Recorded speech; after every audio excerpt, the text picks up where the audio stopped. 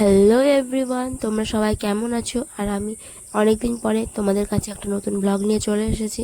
So আমরা যাব আজকে বিষ্ণুপুরে মায়ের পুজো দিতে যাব আজকে আমরা।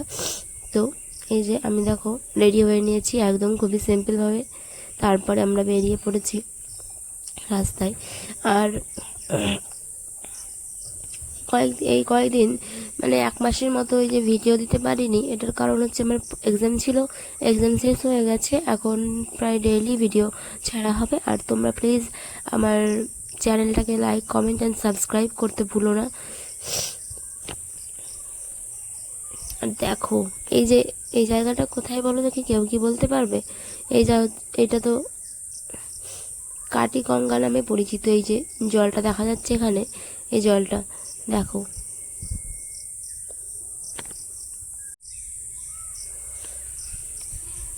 এটাকে নাকি কাটি গঙ্গা বলে।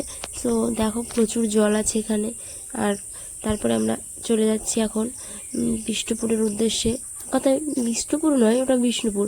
এই দেখো আমরা ঢুকে পড়েছি প্রায়। এই যে মায়ের মন্দিরের সামনে ঢুকে পড়েছি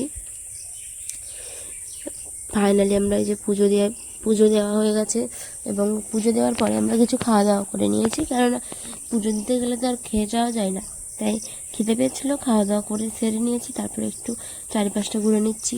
এই যে দেখো মায়ের মন্দিরের সামনে যে শিবলিঙ্গ মূর্তিটা আছে সেখানে, এটা সেখানকার।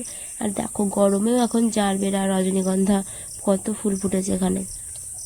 আর এই যে মন্দিরের সামনের গেট এটা।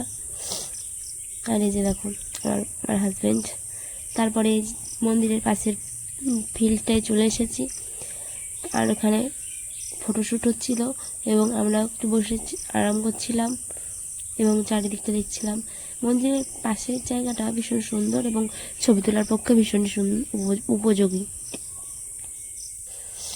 আর এই যে দেখো সেই ঝিলটা, এটা ঠিক ঝিল বলে নাকি আমার জানা নেই, তবে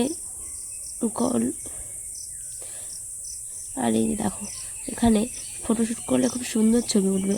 অবশ্য কিছু ছবি তুলেওছি, যেটা আমি পরে কোনো দিন পোস্ট করে দেব। আর দেখো